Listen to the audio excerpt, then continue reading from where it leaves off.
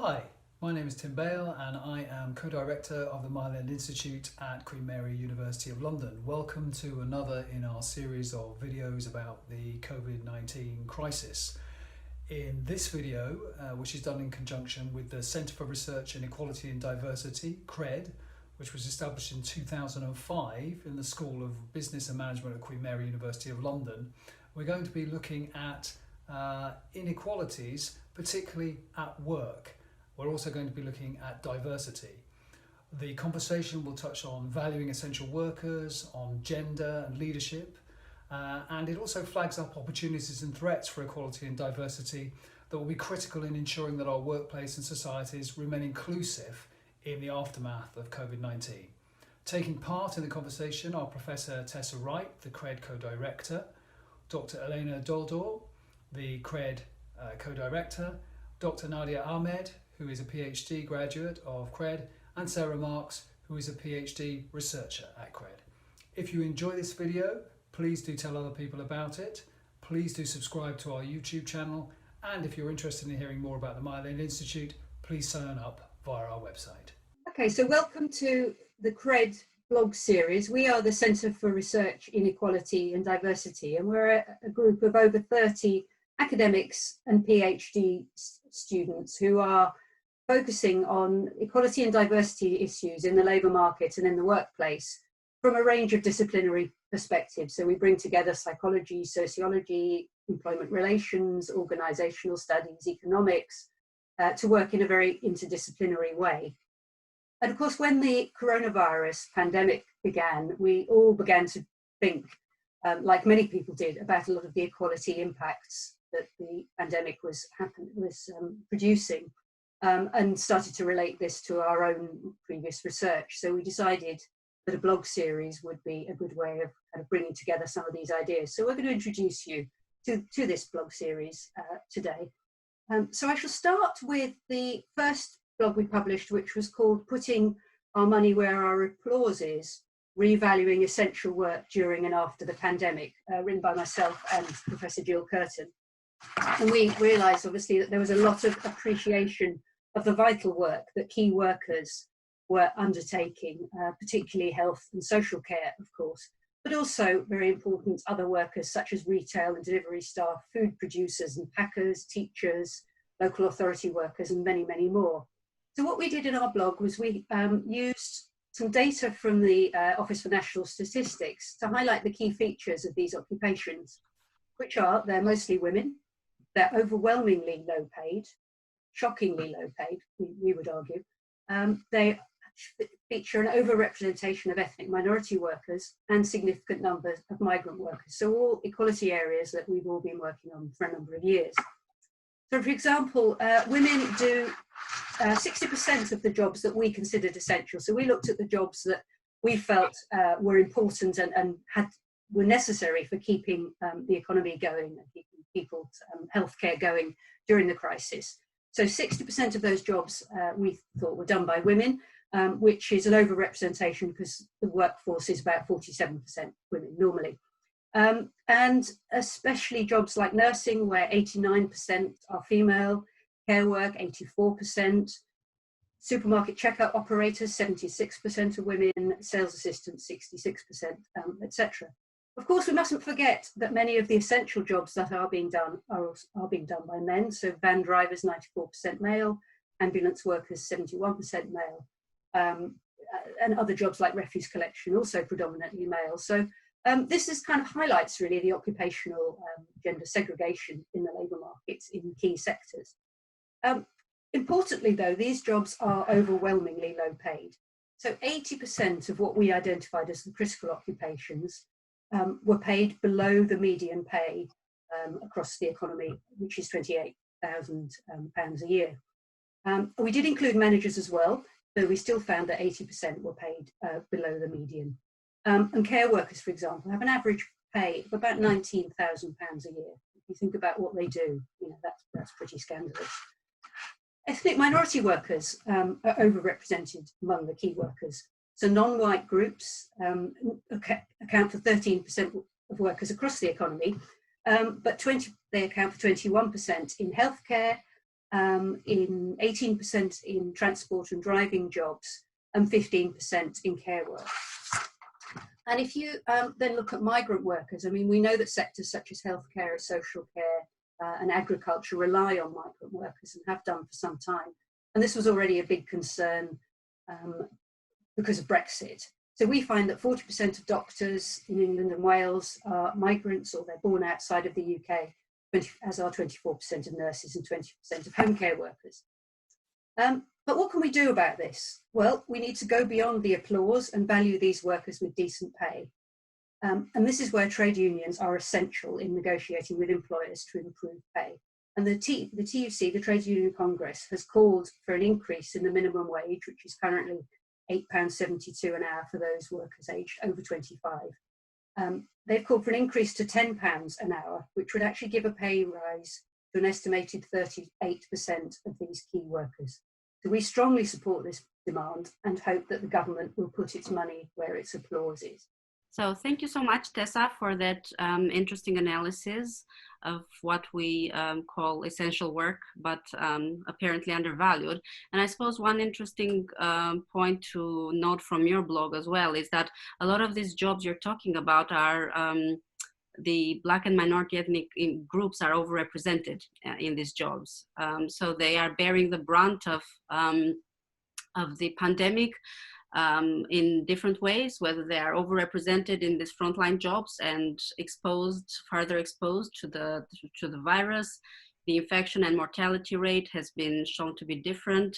And so a lot of these effects we're talking about here, whether it's essential workers or we're going to discuss gender further down the line in this video, are intersectional. And as a research center, we put intersectionality at the core of what we do, because a lot of these advantages and privileges are overlapping across categories of socioeconomic and identity category groups. And in these days where the Black Lives Matter movement is making the headlines everywhere, I think issues of racial justice and racial equality and inequality are becoming more and more visible and pressing. And for the first time, I have to say, it's been an encouraging trend to see in the kind of public conversation that employers are starting to look at race and ethnicity with almost the same attention as they've had on gender so far. So, hopefully moving forward, we'll see a little bit more intersectional thinking and practice in D&I. That's my hope for the future. So now you've done an interesting analysis of the disadvantages and the precarious and undervalued employment in those jobs. I think Nadia has an interesting alternative point where perhaps for some categories of employees, particularly disabled employees, this pandemic has had certain benefits, or working from home in particular, should I say, has had certain benefits. So keen to hear your thoughts on that, Nadia. Thank you, Elena. So my name is Nadia, and I just completed a PhD about disabled employees. And today, right now, and my blog focuses on the current lockdown situation. Now, disabled employees can benefit from it. So I realized this when the lockdown started, and I had to start working from home as well. And in the beginning, I thought it was going to be difficult and not easy. But then I realized that it is kind of beneficial, especially for people with disabilities. Because for me as an academic, it is very difficult for me to navigate challenges in the classroom, for example, like issues like the height of the slide projector, the entrance of the classroom, because I'm a wheelchair user, so it is difficult, and for me sometimes get into things like accessing the computer provided in the classroom, printing out of the handouts for students, the student handouts. So in a sense, virtual online teaching, for me, it removed it removed all the physical difficulties that, in fact, in this lockdown, it's been much less worrying and stressful for, I think, most of disabled workers. And so, and for example, like, I don't have to worry about the physical barriers and barriers and inaccessibilities I face. And second, I don't have to worry about all the stress and the underestimation created by admin and other colleagues due to all these physical inaccessibilities. But this does not at all mean that disabled workers should always and only work from home. No, but yes, hopefully when the lockdown is finished and things get back to normal and people get back to work, employers need to realize and need to understand that it is very crucial and important to remove the physical barriers and inaccessibilities for disabled employees in society, to create an equal level playing field for disabled employees in society. So in the end, I would say that proper accessibility for disabled people is very, very important in society, especially when dealing with issues of equality and diversity. So it's in the beginning, like the title of my blog is that it's about disabled employees benefiting from this lockdown. So yes, I would say right now at the moment, because of the lockdown, it has somehow created an equal level playing field for disabled employees. And thank you. And thank you so much, Nadia. And such interesting points about short-term versus long-term effects. So, you know, leveling the playing field in a somewhat perhaps surprising way now for disabled employees, but it doesn't mean that employers are off the hook long-term in terms of making the spaces more accessible. So I think it's important to kind of have that time perspective as well when we talk about disadvantages and benefits of the new kind of forced working practices we're all adopting. So in a way, to the point of working from home, here you are illustrating a benefit and a way that it has leveled some inequalities, at least short term. And I think the working from home is by no means the pathway to work-life balance for some people. And Sarah's blog illustrates this very nicely by talking about the different parental pressures and burdens different employees have taken on in this working from home setup. So keen to hear your thoughts on that one, Sarah. Thanks, Eleanor. Yes, so the blog piece that I wrote together with our colleagues, Maria Adamson and Claire English, we titled it The Crisis and the Sharing of Caring. So we were looking at current dangers and future possibilities that have arisen from what many people have described as sort of this great social experiment, when the workplace has just moved into people's homes alongside childcare, household responsibilities. And I think there's been a lot of evidence that has emerged over the last couple of months to show that the caring burden during the crisis has fallen unequally on women. And I think what we were trying to look at in our blog is that there are some huge dangers here, that if employers are not sensitive to the gender dynamics of managing home working and childcare responsibilities, that the crisis actually will exacerbate already existing gender inequalities and the pay gap. And that's really worrying, because both in terms of women's immediate well-being and their ability to carry out their work and their future career progression, this lockdown can have a huge impact on sort of women's equality, really. And I think the second issue that we try to raise is that, you know, paid for childcare is unlikely to return to the levels before the pandemic, partly because a lot of care providers are not returning to the workplace. They have got their own caring issues. And so even as we come out of that lockdown, we're not going to be able to just flick back to what was there before. However, in sort of acknowledging these situations, there are some big opportunities here.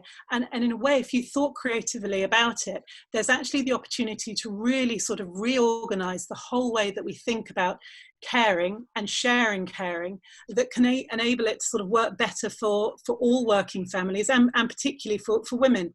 And so we see that there are two opportunities here in turning some of these dangers into possibilities for positive change.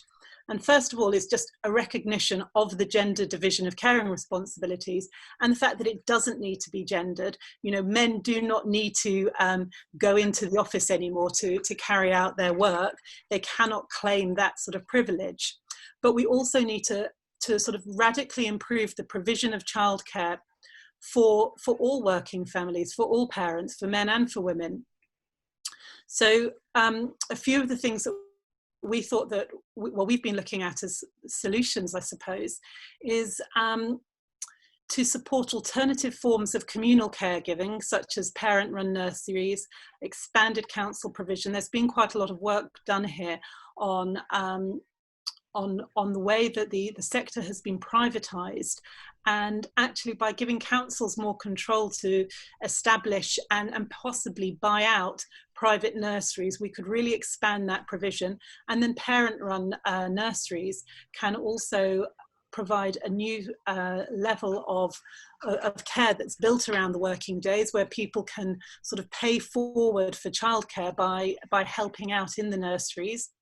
And then the other thing that we looked at is whether there is the possibility of staggering the school timetable around office and work timetables. So we've seen a lot of offices sort of beginning to introduce red and blue teams so that they have less people in the office at any one time. And I think that if we had some really radical sort of provisions, we could actually look at ways of staggering school timetables, maybe halving the school timetable so you had red and blue weeks for pupils. So this wouldn't just be to decrease the amount of pupils in schools at any one time.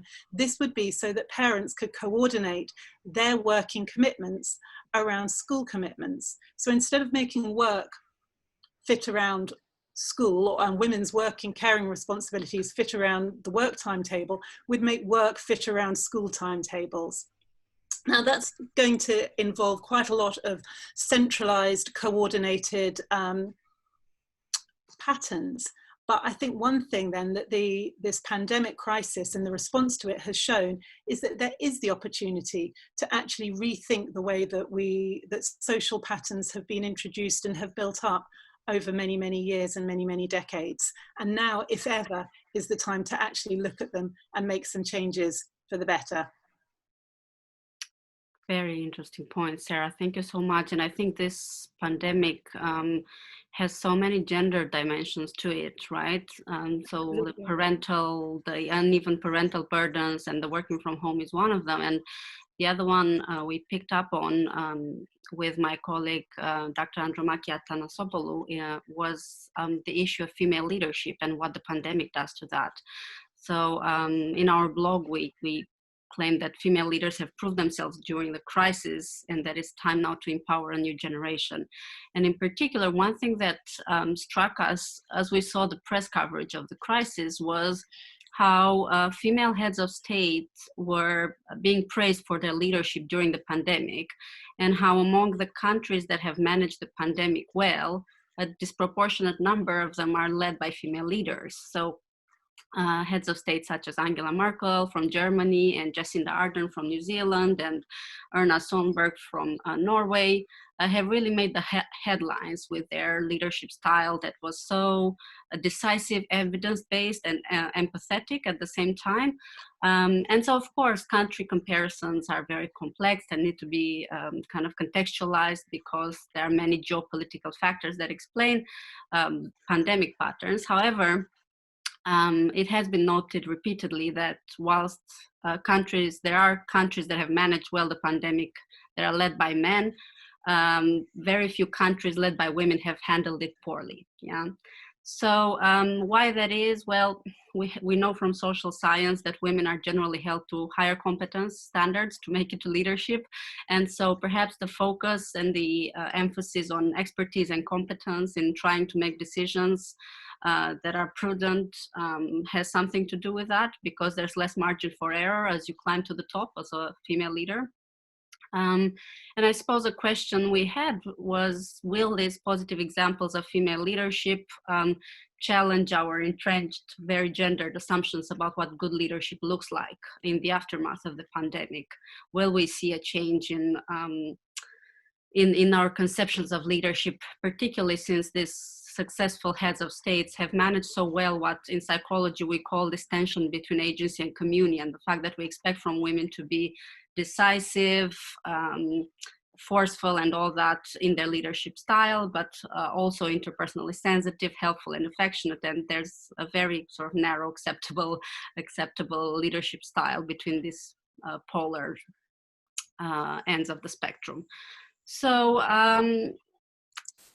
what's interesting is that the collective enthusiasm for these very visible examples of female leadership at national level happens at the same time as the pipeline of female leaders is being threatened and squeezed. And what Sarah just said about the absolutely uneven burden of caring that is present in our society across all socioeconomic strata. This isn't getting better for senior women who are upper middle class, affluent, and so on and so forth. So the gender division of labor is absolutely a constant. And so we know from past pandemics that they accentuate inequalities, and we're saying that it's likely going to be the same for gender inequalities in leadership unless we take bold and proactive action. And so what can we do as policymakers, as organizational leaders, to really preempt this drain of female leadership that we're likely going to see? Well, we make 3 recommendations, and one is to actually have a data-driven approach to documenting how the pandemic affects the career of women in the pipeline. So there's a lot of talk recently about AI and technology and big data in HR. Some of these data-driven tools can be used to really track exactly what's happening with women's careers and then make decisions and interventions to put back on track women's careers in the aftermath of this pandemic. The second point we make is that our collective understanding of good leadership can actually be reconfigured now. This is an opportunity to question these very masculine notions of leadership and to encourage what we call a more gynandrous understanding of leadership, one that values both feminine and masculine, so culturally construed feminine and masculine behaviors. And that hopefully this can translate in how organizations recruit and promote leaders. And the last point is to invest in women's leadership development. It is so tempting now with the economic uncertainty the crisis brings to halt investment in leadership development programs and generally in the D&I agenda. And what we're saying is that actually now more than ever, that investment is needed. Even if it means thinking creatively of more cost-effective ways of encouraging the pipeline of female talent. And what is clear to us is that this needs to be put on the D&I agenda proactively. And in a way, the broader point here is that our values as individuals and as societies and organizations get tested in times of crisis. And now it's the time when we will see how committed organizations truly are to gender equality or all facets of equality and diversity more broadly.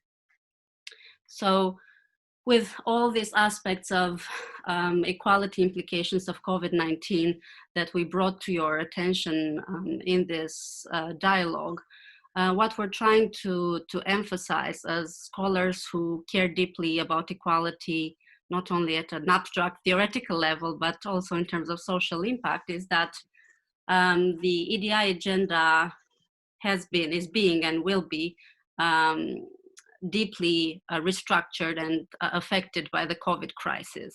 So the effects of the crisis are unevenly distributed in the workforce and in employment patterns.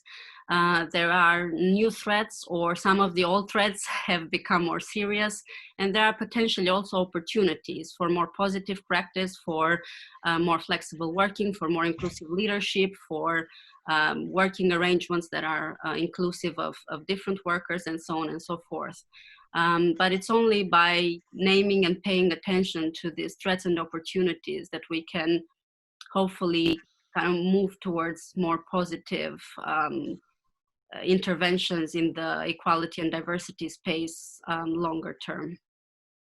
So we call on policymakers, organizations, scholars, activists, anyone who and everyone who cares about this to proactively look at what's going on in the EDI space in this time of pandemic, and to find where the most pressing areas of change are needed. Thank you so much for your attention.